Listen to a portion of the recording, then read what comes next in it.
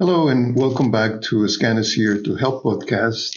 Today we're going to talk about mental health, the importance of mental health, and also a really cool program that SCAN has implemented along with the Laredo Independent School District. It's the SCAN-LISD AWARE Project. And before I continue talking, I need to introduce myself. My name is Luis Flores, and I'm a program director here at SCAN. And with me are three wonderful mental health professionals that would you guys want to introduce yourselves? Yes, of course. So my name is Evelyn Campos. I'm one of the LPCs from the SCAN-LISD AWARE Project. Hi, my name is Elizabeth Gonzalez. I am an LPC with the AWARE program and an LCDC. Hi, my name is Oscar Higareda, and I'm an LPC, LCDC with the SCAN-LISD AWARE Project. Okay. So we have three licensed professional counselors that are part of this wonderful project.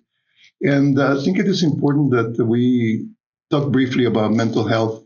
We began opening maybe about the importance of mental health. So anyone do you want to jump? Why is mental health important? Well, it is important to be able to talk about mental health and be open about it and be open-minded.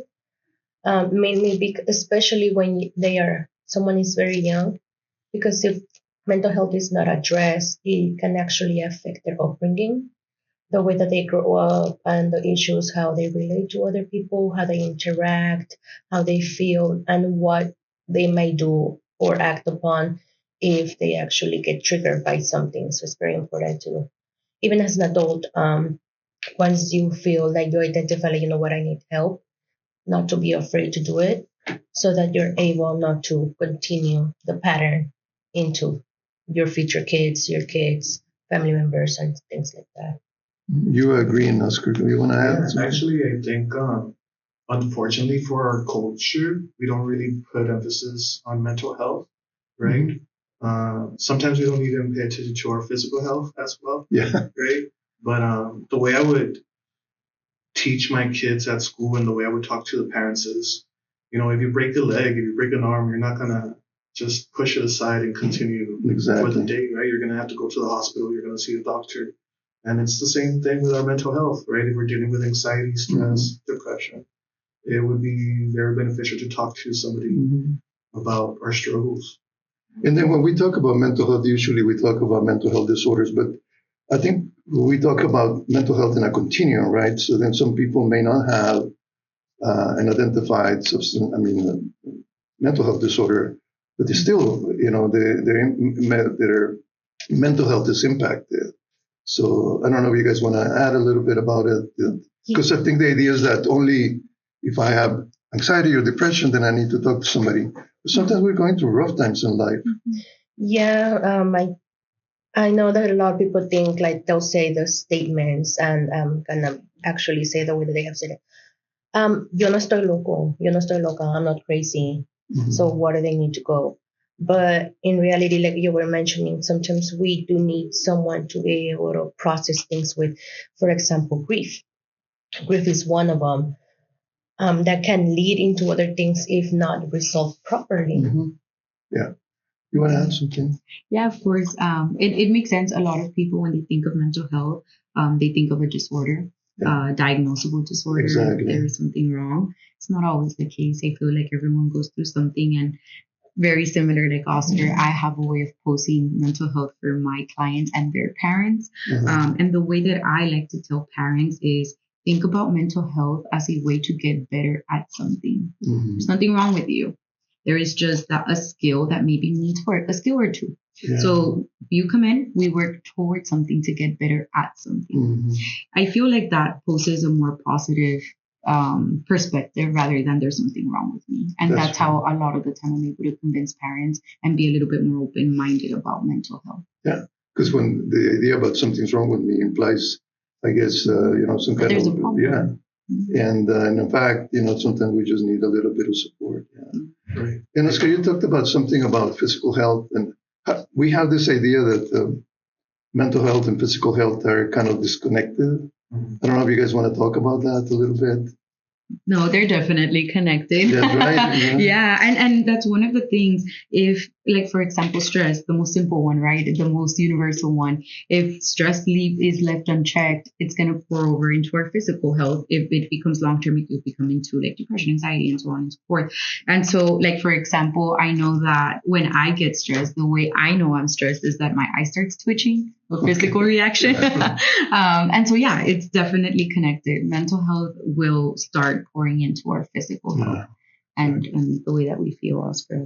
Yeah, what I also see, especially with my high school students, is they try to ignore that stress or ignore those feelings by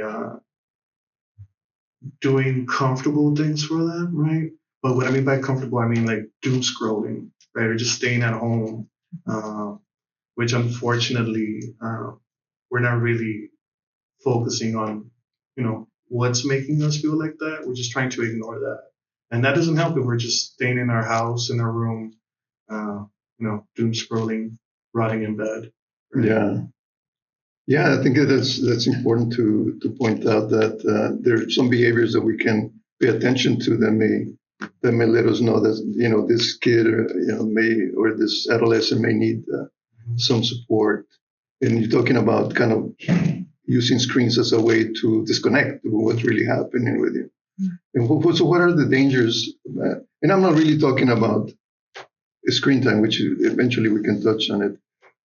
Can we talk a little bit about that tendency to not feel or to, get hypnotized by either the television or your iPhone, your iPad, and stuff like that?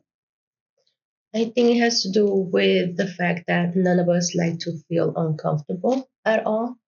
And this is about us having to accept something that we do not really feel comfortable with to begin with. Yeah. So with kids, it's more like, I don't want to feel this way. But I'm going to go back to something that Oscar mentioned, the stigma. So because we have a pretty strong stigma with mental health, they have been passed down to kids already. To some of them, not everybody. I'm not going to say that everybody has it, but some of them has. And nowadays, it's like, if you show your emotions, everybody like will start like making fun of you as well. And we're in the era in which everything gets recorded. And rather than being supportive about it, they just make it worse by laughing. Yeah. So yeah, we're talking about a lot of different things. So because adolescence is so complex, and the kids have so many needs, and they go through these emotions. We know that in adolescence, it's like the brain is like in a stage of development where the emotions are really strong, and sometimes they don't know how to process that. Mm-hmm. And so then we add stigma to it. I can imagine that a lot of kids can bottle things up. Mm-hmm. Use screen, like you were saying, Oscar, as a way to tune out and do that. So yeah. Mm-hmm. So I don't know if you guys want to talk about a little bit, because we don't have a lot of time today, a little bit about what parents and teachers can do to pay attention to, when something is, when a child or an adolescent is going through some rough times, that they may need some support. What are some other things that they can pay attention to? And we can talk about to prevent mental health disorders or identify mental health disorders. I don't know who wants to start. I think any changes in behavior for both teachers and parents, if there's a change in behavior and there's something going on, that could be a big sign. So, for example, changes in grade, not wanting to get up, sleeping. I think this is a big one, right? A lot of students, yes, are tired, but they get home and they sleep all day, or they'll sleep all day pouring into the next day. Yeah. So it's just like a change of behavior. Like parents know their kids and teachers know their kids because they spend a lot of times with the kids too. So if it's like, oh, you're dropping your grades, hey, you're being more to yourself, hey, like you're acting up, hey, like what's going on? I think those are some signs, the changes in behavior, or even the way that they talk. But I would say those are some big ones. Yeah, I would say also that when someone opens up about what they're going through, especially for parents to actually, even though it might be hard for them, to actually acknowledge it and try to be supportive about it rather than like, oh no, it's just chiflazones, or you're not gonna do anything, because that's something that I have, sadly enough, I have heard that parents don't believe their kids are going to do anything, and it's very important to take it seriously so that we can intervene at that stage so it doesn't progress to the point that sometimes it can get into suicidal ideation and things like that. No, you get, yeah, sometimes when it gets really, really bad. So, yeah.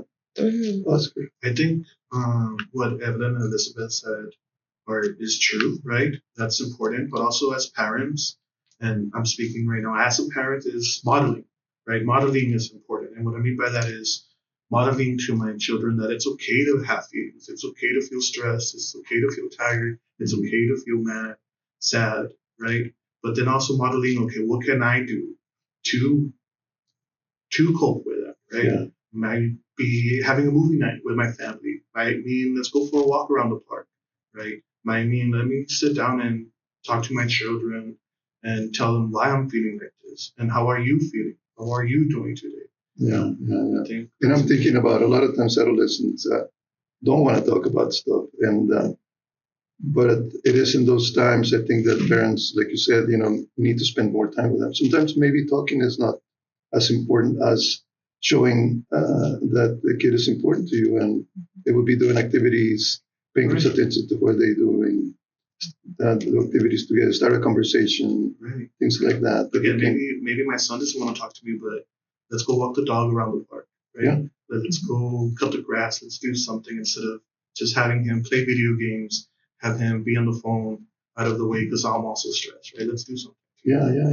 Just watch a TV program together and stuff like that. Yeah, it makes sense. I think adding to it, like not also not trying to push them too hard to open up if they're not comfortable already yet, but just making sure, like a simple statement. I mean, just remember I'm here for you whenever you're ready. Yeah, it doesn't matter whatever is going on with you. It would be right. So that's a huge skill to teach parents, because we worry and then we tend to want to go into problem solving mode. Yeah, there you are, right? Why are you feeling that way? You shouldn't feel that way. Trying to make it better, but yeah. I think just reminding yourself, I don't have to make it better. I just have to offer the support. Simple questions like, what can I do? Do you want advice, or do you want me to hear you out? Or do you how can I help you, and what can we do about it? Which I think that's why it's important to know about the LISD AWARE Project, because maybe my kid doesn't want to talk to me, but there's an LPC counselor at the school that maybe my son or daughter might feel more comfortable talking to. Yeah, so and I guess we're talking about how to work together to really meet the needs of the child, right? So the parent has a role. Then when things get really, really, really when it is needed, then they can talk to a professional counselor, or sometimes a teacher can offer support. So then it can be a lot of people doing that. So then, okay. So let's move on to your program. Yeah, SCAN-LISD AWARE Project, sorry. Yes, the SCAN-LISD AWARE Project works with LISD. And so the main purpose of this program is to bring intervention services to the high schools and middle schools of LISD. And so we're trying to develop a school-based mental health program and services for the district. And we are a 3-tiered intervention program. I don't know if you all would like to add to that.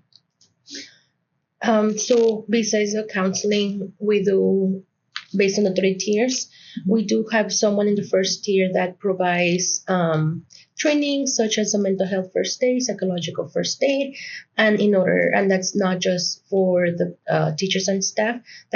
She also does parents as well. So that's another way to reach out to the community as well. We also have the second tier in which they provide education. So they go to every school, they provide groups, they talk to them, they provide presentations, and then it's us that provide the counseling. So when there's more like a more identified problem, then they come to you individually. But the 3 tiers are kind of universal prevention, which everybody gets, I guess information. And you said mental health first aid. And can you talk just quickly about what mental health first aid is?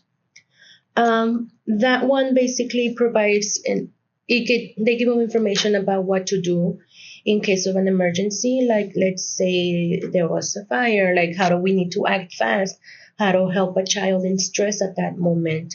So there are things they teach them about things they can do to help someone while waiting for professionals to arrive. And I think it also talks about identifying different types of mental issues. Yeah, right? so that's the psychological first aid training. That's how to That's respond in focuses case of more an on emergency. trauma, right? The psychological Little first aid, trauma. Yeah, and then the mental health first aid training, that one is more of so it's a training for, again, kind of like how she mentioned, the faculty of the school, but also the parents, and it's to teach them about general mental health, the most basic ones, like, for example, depression, anxiety, suicide, how to look out for the symptoms of those disorders, and also what can we do about it, how to respond appropriately should we see those types of signs and symptoms. So that's what the first aid trainings are for. And I think it's great that everybody has like a base knowledge about trauma and mental health, and they know what to respond. I think that will help. If I were a teacher, and if I go through that training, if I see a kid that may allow me to respond in a more supportive way. And so then that's the first year, and then you get more targeted, right? Education for kids groups and stuff like that. Yeah. And then you guys come in when, I guess the school counselors or somebody identifies a kid that may need a lot of support. Right. Right. So the way it works is maybe school counselors, teachers, principals, truancy officers, or the parents asking the school counselors for our services, right? So they would refer the student to us, and then that's how we end up meeting the student, the parents. We provide them with the consent forms, and then we end up providing short-term services. I want to say 5 to 10 sessions, and we also do referrals. We refer students to other programs in our community that might be more beneficial for them in the long run. Okay. Yeah, because you must get a lot of cases, no, don't you? Yeah. So it will be hard to do long-term therapy with all the kids there, yeah. So, a shout out to the Laredo Independent School District. Again, we said SCAN-LISD AWARE Project because this is a great collaboration with the district. So when we saw the opportunity to apply for this grant, LISD was so gracious and so supportive that we submitted a grant application, and we got it. And now we see the program being implemented, and it's wonderful. So then, tell me a little bit about how you go about getting the parents involved. Not everybody at once. One of the things that we do before being able to actually speak to the students and everything is that we do need to get consent from the parents. So sometimes we either do it if the parents are able to come in, we can talk to them, or we can do it through the phone. So we talk to them about what the purpose of the program is, what it will involve and everything. And at least me, I like to normalize everything so that they can understand that it's not that there is, like we said earlier, it's not a problem. Mm-hmm. It's just that it's something that we need to address right now, that we can do it on time before it escalates. So I provide information, and I also like to extend the services to the parents so they know, like, if your child's going through this, I know it affects the whole family. So if you feel like you need some services as well, we do provide services at SCAN, and I provide them with the information as well. Yeah, so you can link them to SCAN or other programs in the community. And is there anything you want to add, Oscar, in terms of how you work? And I'll ask you in a little bit. So we basically work the same as Elizabeth said, right? We have to get the parents involved first. We have to get the permission to talk to the student. And like Elizabeth said, also, like, sometimes we don't only do referrals for the students. Sometimes it's beneficial for the parents to talk to somebody to get services as well. So sometimes we give them, the parents, referrals. And a lot of times, sometimes the school counselors ask us for help to have a meeting with the school counselors, with administration, with the parents and the students, depending on the situation. Is there anything you would like to add? Yeah, no, they hit every single way in which we are contacted, and we involve parents. It's exactly how they mentioned it. Usually, it's the school involving us, or sometimes the counselors will ask for us to come talk to a parent or meet with a parent, and we're available for the parents. So anytime they want to reach out, I always tell my students, like, this is my phone number, this is my information, this is my card. Share this with your parents, and sometimes I will ask my high school students, like, can I talk to your parents? We're going to talk to your parents. We're going to get them involved, and they have to sign the consent form, giving them permission to engage in the program. Sometimes it takes me calling parents to explain the program so they can get permission, because we go back to that sometimes parents are not very open to mental health services. So we definitely have to. They're not open because of stigma, like Oscar was mentioning, or and I can imagine, because I know. We know that one of the biggest factors for a child improving is getting the parents involved, to create that kind of circle of support for the the kid, adolescent or younger. So, what would you say to the parent? Let's say that we pretend that there's a parent here and wants to know. You can talk. Imagine, what would you say to them? If you see those barriers, right? Sometimes you get really supportive parents that they're really connected with the kids, and those kids, I imagine that they have, greater chances of improving. But then let's say somebody that maybe because of their own issues or how they were, brought up in life, or different negative circumstances that they don't know, and they kind of look at you and like, okay. And they're hesitant to participate. What would you say to them? Why is that important that they participate? Go ahead. I think I would want to know what the concern is, to know how, like, what information I can help. So sometimes the parents will say something like, there is something wrong, and we go back to what I mentioned earlier, where it's like, oh, well, there's nothing wrong with your child. Maybe they just want to get better at working right at a skill, getting better at something. If it's a transportation skill, issue, it's like, oh, you don't have to bring them. We're already there. We go to the schools. So it's just about learning what their concern is. I think one of the big ones, I don't know if you guys have gotten this before, but I've gotten from parents like, no, because then they won't get hired for a future job if they know they've been to counseling before. And that is one that I get very often from parents who are hesitant about or skeptic about counseling, And so explaining confidentiality, explaining how it works, explaining HIPAA laws, explaining that they also have the right to complain should they have any complaints about it, right? So it's always about addressing like what stigmatized idea they have or what is their concern, addressing that. And a lot of the times, once we hit those things, they'll be more open to it. At least that has been my experience so far. I don't know about you guys. Yeah, it's something similar. I know with me, since I'm at the middle schools, I haven't reached that point of them being worried about being for employment, but I have seen it for their education records. They're like, is it going to stay in the record? And things like that. And I explained to them that it's not, it's something completely different. It's separate from the school. Our information does not go into their system and stuff like that. So I do, when they're hesitant, I do, after I explain the program, I do let them know, like, if you have any concerns, please go ahead and let me know so I can actually answer them for you. Right now, I'm here for you. If you have any questions, if there's anything I can help you with, I'm open to provide you with any help and answer any questions that you may have. And after that, they start like actually talking, and I'm able to work with them. So once they're able to open up, then they actually, okay, now I see, because since they see that I'm providing them with some assistance, they see how I can provide assistance to their child as well.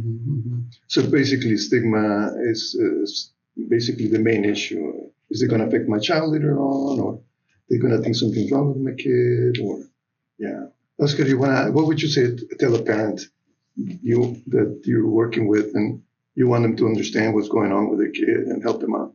Right. So I would tell the parent, like I said earlier, if your child has a broken arm, you're not going to say, ahorita se te quita, just eventually you'll get better. Like, no, you would want to take them to the clinic, to the hospital, to see the doctor. That's the way mental health works, right? And I don't want to I don't want to say that they're lucky, but the fact that you don't have to travel somewhere, you don't have to take them out of the school, right? You don't have to pay for services. Yes. You already have that LPC there. You already have that person to help your son or your child, your daughter. So like it's another resource, right? Just like if your son needs to do tutoring, right? Or if they need to talk to a school counselor because of the SATs or ACTs or STAR tests, we're there to help. And if they would like the services, it's free and you don't have to travel anywhere. It's just, do you give me permission to talk to your child? Yeah, it is a really cool program, and I think that it's a really comprehensive program. And so then they extend the invitation to you as parents to get involved in the life of your child in a different way. I know that you get involved in, having a roof and, food at the table and education and all of that. But it is really important. And we talked about that we are whole, it's not a physical here and then the mental's here, but for the healthy development of your child. And, it is important that you get involved in what better program than this program that offers completely free services that are very school-based and that really want the best with what's for your kids. So I think this is an incredible program, and I appreciate all the work that you guys do. And I don't know if there's anything you guys want to add before we close, something that I might have missed. No, just if anything, just keep in mind that services are available for any age here in SCAN, from babies to adulthood to elderly and everything. So there is one program available for anybody that needs it. That's true, and I'm glad you bring it up, Elizabeth. So then when your child is in the LISD and they notice something, and we identify sometimes other needs that the family may have, either with other kids or with yourself as a parent or as a caregiver, then we have other programs here. We can connect you with SCAN. And we have, like Elizabeth was saying, even for really young children to all the way to adults, mental health and substance abuse, anything that the family may be needing, we'll do the best to link you to those programs. And not only to SCAN programs, but also programs in the community. So I think that is, when this help is available, I think that people need to take advantage of it because it's an awesome program. I just want to thank you for being here today. It was a really nice conversation. So thank you for all the work that you do for those kids and the families. We really appreciate it. And thank you so much for being with us today. Thank you for having us. Yes, thank you.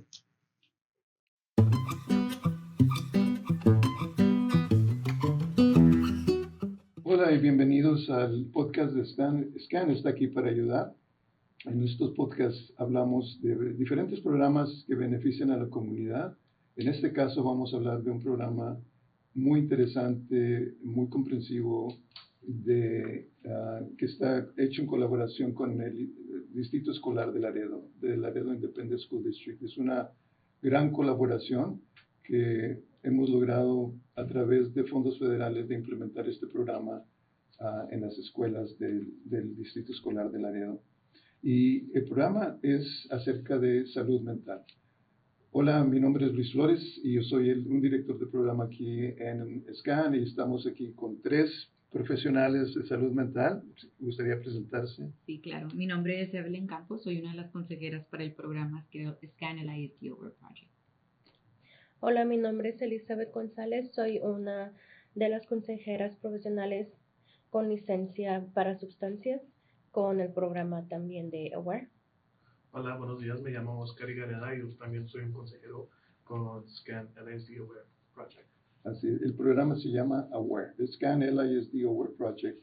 Entonces vamos a hablar de salud mental primordialmente y vamos a hablar en el español que se habla aquí. Si nos sale Tex-Mex, Spanglish, discúlpenos, pero vamos a hacer lo posible para darles la información. Entonces se me hace importante empezar a hablar de qué es la salud mental o la importancia de salud mental. Pues la salud mental más que nada es muy importante para nuestro bienestar, no nada más emocionalmente, pero físicamente también.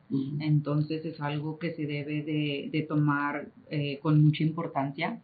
como si fuera algo que nos estaría afectando físicamente. Es tan importante al igual. Entonces, el mes de mayo, ¿verdad? Como ya lo había mencionado usted, se debe a tratar de dar más información sobre la salud mental y por qué es importante. Y pues es algo de lo que se debe de hablar más. Una forma en la que yo describo la salud mental en diferencia de la salud física es que les digo que con la salud física es algo que tú puedes sentir físicamente, lo puedes tocar, lo puedes hacer exámenes para ver específicamente qué es lo que está pasando, pero con la salud mental es algo que en realidad no se ve, sino que se siente por dentro. Son las cosas que se piensan, no es como que puedo hacer un examen y ver lo que estás sintiendo y sentirlo yo también, verlo y ver lo que estás pensando. Y también es una forma de decir que no tiene que ver con ningún diagnóstico. La salud mental puede ser algo como tristeza, la pérdida de un ser querido, puede ser por estrés. Hay cosas diferentes que tienen que ver con la salud mental. Sí, creo que en nuestra cultura, especialmente aquí en Laredo, Texas, en la frontera, no hablamos mucho de nuestra salud mental, ¿verdad? No hablamos mucho de cómo nos estamos sintiendo emocionalmente y muchas veces nuestros niños tampoco nos hablan de sus pensamientos, ¿verdad? Porque no es algo que nuestros padres nos enseñaron, ¿verdad? Por eso creo que ahorita es importante de conocer y saber porque es importante saber de salud mental. Y habías hablado tú anteriormente, varios de ustedes, acerca de que la salud mental, tenemos esta división de salud mental y salud física cuando están integradas las dos. ¿Qué tanto impacta la salud física si estamos pasando por unas emociones fuertes y al mismo tiempo la salud física puede impactar nuestra salud mental? Eso es algo, tenemos esta idea de dividir a la persona en salud física y salud mental cuando es la persona en general. Y ya que empezaron a hablar de las barreras, tú, Oscar, empezaste a hablar de un poquito de tal vez nuestra cultura no nos han enseñado a reconocer la importancia de nuestras emociones y pudiéramos hablar un poquito más acerca de cuáles son las barreras que la gente puede tener en cuanto a no querer acudir a programas de salud mental. Creo que alguna de esas cosas incluye sentirse que a lo mejor agobiado o que pensará la gente, ¿verdad? Si pertenezco a un programa que... Me van a juzgar. Tiene que, se van a sentir juzgados. Puede ser que algunas cosas que he escuchado, ¿verdad? Antes pero no lo necesitas porque tú no tienes nada, no te hace falta nada, lo tienes todo.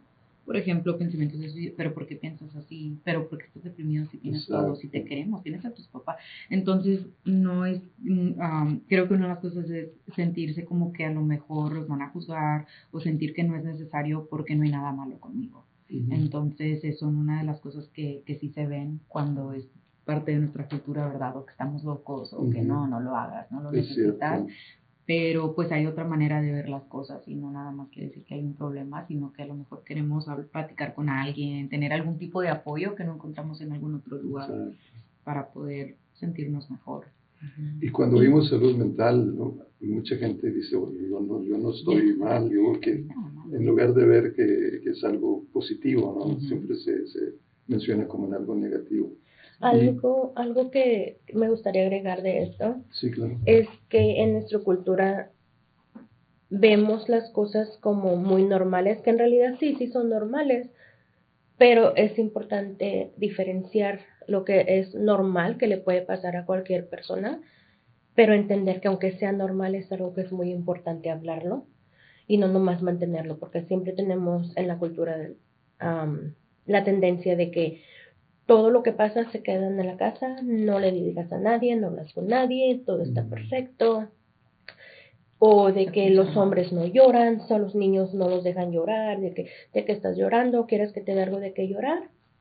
Y así, es muy importante poder decir, ok, sí, es normal lo que está pasando, pero no quiere decir que no se debe de dar un tipo de ayuda o ponerle un poco de atención a lo que se necesita. Sí, yo creo que en cuanto a prevención es importante reconocer inmediatamente algo. Y en el podcast en inglés hablamos de cómo los padres tienen que poner atención cuando hay algún tipo de cambio para intervenir. Y se me hace interesante lo que dijiste anteriormente, Elizabeth, en cuanto a que si tienes algún problema, te hacen un estudio de la sangre, te encuentran algo. Estamos hablando de cosas que no se pueden ver, que no se pueden medir a través de una prueba de sangre o algún tipo de prueba médica, y que es pero realmente puede ser tan dolorosas como la depresión, por ejemplo, la ansiedad, y que la importancia de educar a todo el mundo, ¿verdad? A maestros, pero también a los padres, en cuanto que estas situaciones se deben de canalizar a alguien, ¿verdad? Para que pueda recibir el apoyo el adolescente o la adolescente, ¿verdad? Vamos a hablar un poquito acerca del LISD SCAN-LISD AWARE Project, el proyecto que tiene 3 niveles. ¿Podrían alguien hablar acerca de estos 3 niveles? Porque se me hace un programa que está muy, muy completo, que identifica los problemas antes de que ocurran, hasta cuando ya se pasó a un problema que necesita atención, que es donde intervienen ustedes, ¿verdad? Pero podríamos hablar brevemente acerca de estos 3 niveles que tiene el programa.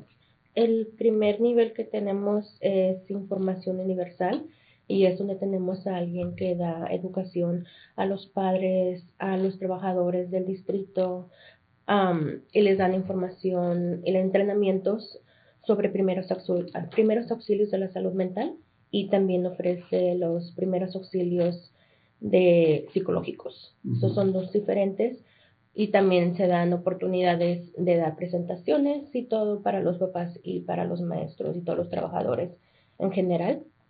El segundo nivel que tenemos es donde tenemos a las muchachas que van y dan presentaciones, tienen grupos de información y todo.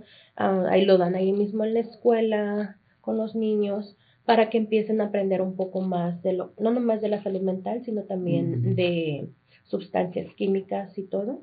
Y luego ya el tercer nivel es con nosotros, donde damos la intervención y prevención de la salud mental, donde ya damos las sesiones de consejería, y dependiendo del nivel en que nosotros los miramos, los referimos fuera para que puedan recibir servicios un poco más intensos, o un poco de tratamiento más largo que nosotros no podemos ofrecer, ya que es intervención, eso es un poco corto para nosotros. Pero ustedes dan tratamiento, dan terapia, ¿no? Damos intervenciones. Y brevemente, ¿qué tipo de intervenciones usan? Les enseñamos unas formas en las que se puedan acoplar, sus herramientas de acoplamiento.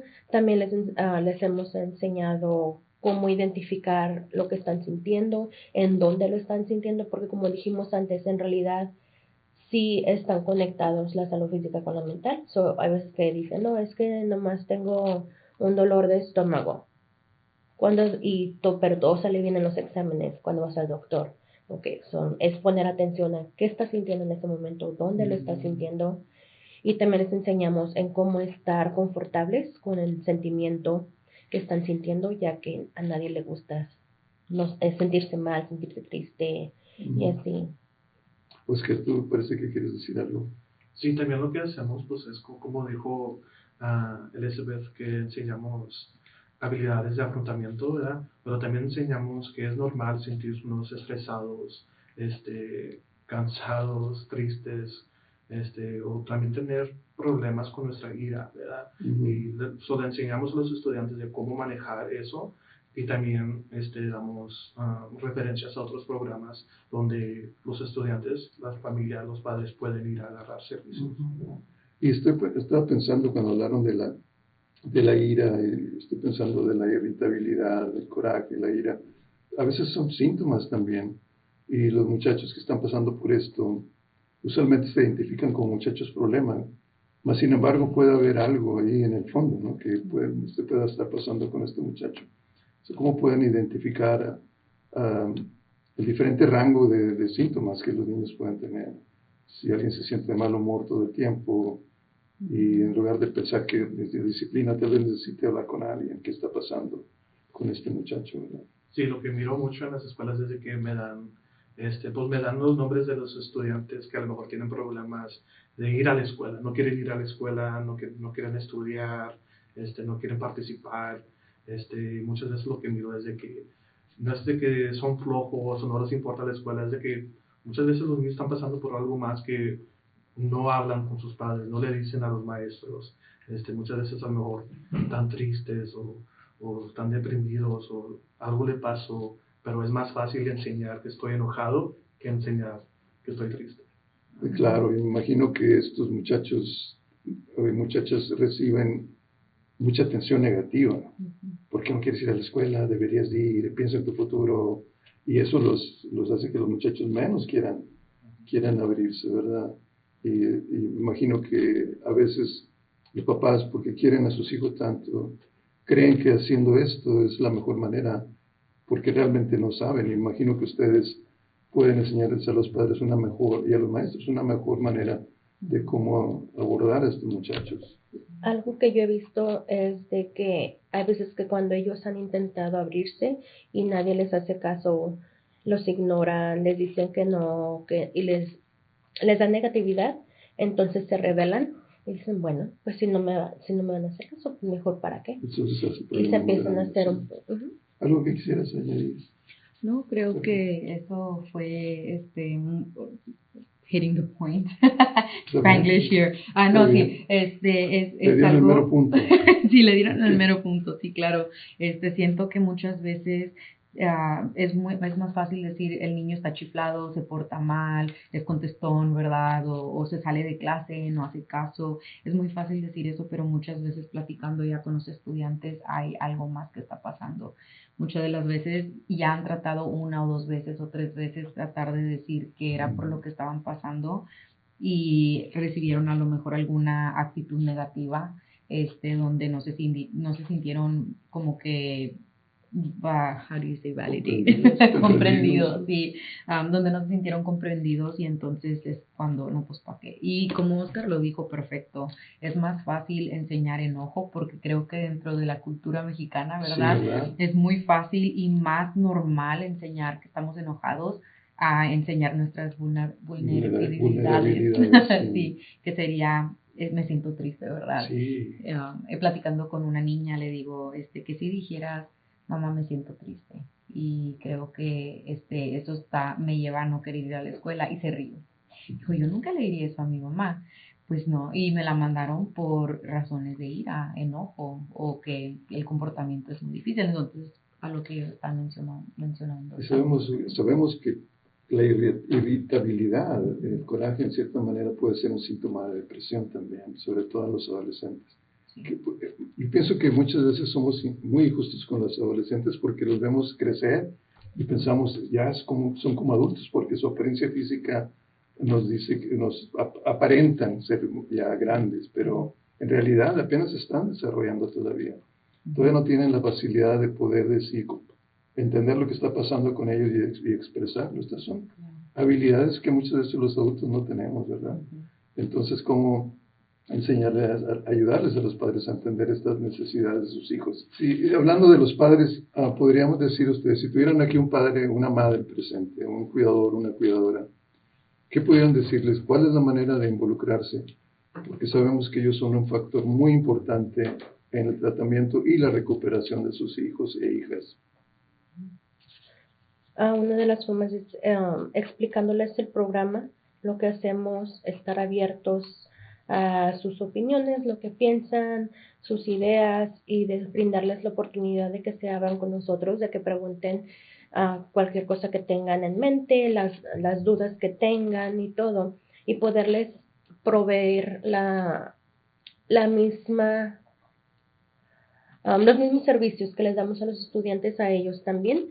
Eso ayuda a que si ellos sienten que les están dando la ayuda a ellos y se sienten un poco mejor, entonces ya miran que sí es posible también para sus hijos en general. Entonces, dándoles esa oportunidad a ellos, también es así.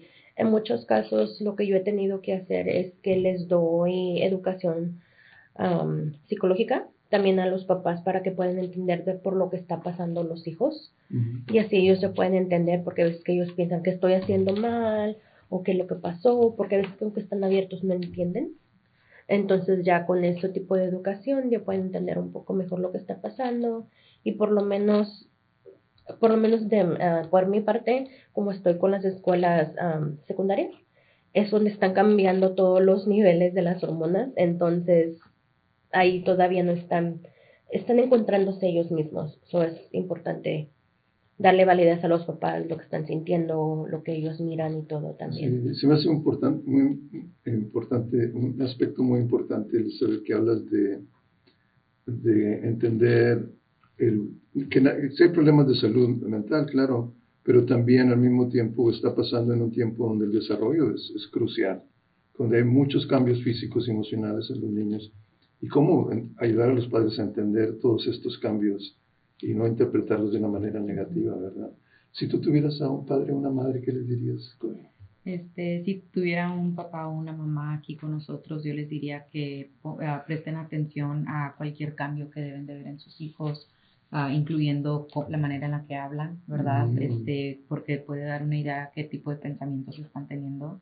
Si hay un cambio en eso, cambio en comportamiento, están llorando mucho, se encierran en el cuarto por horas, duermen demasiado, los grados están yendo abajo, qué es lo que está pasando, y la manera en la que se sienten. Y pues sí son cosas que se pueden ver, y si algún papá, ¿verdad? Ustedes notan que hay algún cambio en sus hijos, eso puede ser una banderita roja, que a lo mejor algo está sucediendo. Exacto. Entonces es muy importante para papás poder preguntar cómo te puedo ayudar. ¿Te puedo ayudar yo o puedo llevarte a alguien que a lo mejor ellos te pueden ayudar? Porque a lo mejor les platicas a alguien más algo que a mí no me platicarías. Entonces poder brindar ese apoyo es muy importante. Sí, y el apoyo es crucial, y el apoyo se expresa con comprensión. Claro. Sin juzgar. Sin juzgar. Y cuando nos sentimos conectados a alguien, sobre todo a nuestros padres y nuestras madres, eso nos da mucho valor, ¿verdad? Y nos hace sentir que realmente se nos toma en cuenta. Y eso me hace un paso muy importante para que el niño o la niña, el joven o la joven puedan buscar ayuda, ¿verdad? Pues sí, vamos a hablar un poquito acerca del programa LISD SCAN-LISD AWARE Program, y acerca de exactamente si una muchacha están en algunas de las escuelas del distrito escolar, ¿qué pueden hacer para recibir esta ayuda? Normalmente lo que pasa es de que los profesores, los consejeros, maestras, nos dan una nota con el nombre del estudiante, ¿verdad? Diciendo que a lo mejor pueden beneficiarles, agarrar servicios con nosotros. Agarramos esa nota, hablamos con los estudiantes, con los padres, le damos una forma para agarrar su permiso de hablar y darle servicios a los estudiantes, y de ahí es cuando le damos de 5 a 10 citas de servicio. También damos referencias a otros programas en nuestra comunidad, no nomás con SCAN. Ok, muy bien. ¿Algo más que se me haya pasado, no? El programa si algún padre o una madre está viendo este podcast, ¿pueden ellos referir directamente a ustedes? Siempre y cuando los estudiantes, nuestros servicios nada más ahorita están para el Distrito Escolar Independiente de Laredo. Sí, por eso me refiero, si están dentro del distrito, si un padre, una madre, un cuidador o una cuidadora ven este podcast y quieren referir a alguien, ¿pueden hacerlo directamente? Sí, los papás también pueden referir, claro, pueden ya sea acudir a alguien de la escuela, ya sea los consejeros o el vice principal, alguien mencionan el programa y van a saber más o menos cómo hacerlo. O igual pueden también preguntar por el programa, hablar aquí a SCAN, ¿verdad? Por general, si mencionar SCAN-LISD AWARE, el referral, la información se iría a nuestra directora, ¿verdad? Del programa, que sería Dora Ramírez, y ella ya asignaría dependiendo de a qué escuela pertenece el estudiante. Y también nos pueden encontrar en las redes sociales. Tenemos cuentas en Instagram, tenemos cuentas en X, ¿verdad? También en Facebook nos pueden enviar un mensaje y nosotros contestamos inmediatamente y dándoles la información que ustedes necesitan. Hablamos de nuevo de que la importancia de que los padres participen. ¿Qué servicios proveen ustedes para los padres? O los padres y madres, perdón. Nosotros extendemos nuestros servicios para darles información y educación. En este momento es más breve con ellos, pero también les damos referencias basado en lo que nos dicen ellos. Los referimos a programas o a diferentes agencias que les pueden ayudar. Y también les ofrecemos información sobre lo que dijimos de información universal para que ellos puedan agarrar entrenamientos también sobre la salud mental. Ok. ¿Y ustedes hacen a veces sesiones junto con los padres o nada más con los adolescentes? No, yo por mi caso, de mi lado sí he tenido cuando es importante que esté la familia, que esté los papás. Primero siempre se habla primero con el estudiante y luego ya les decimos lo que quieren. Si ellos quieren hacer algo, se sienten más confortables para hablar con sus papás enfrente de conmigo o algo, entonces ya lo arreglamos para que estén todos ahí y así puedan tener un lugar seguro para poder expresarse y todo. Y así no es un tratamiento, es nada más una sesión, pero con el punto de beneficiar a todos para que puedan mejorar lo que está pasando. Porque me pongo a pensar que a veces puede haber conflicto entre la familia. Imagino que es importante a veces, tal vez no dar tratamiento completo, pero intervenir en cierta manera para ayudarles en ese sentido.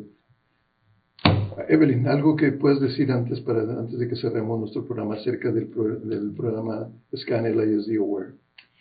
Creo que toda la información que acabamos de compartir es muy importante. Sí invito a los papás, ¿verdad?, que tomen toda nuestra información con una mente abierta y que aunque no podamos ver el problema o no lo podamos entender, ¿verdad?, lo que los estudiantes están pasando no quiere decir que no sea real. Okay, muy bien. Tomarlo. Gracias. Oscar, en las últimas palabras. Sí, creo que como padres, nuestros hijos son muy importantes para nosotros, ¿verdad? Y si tenemos esa ayuda que es gratis,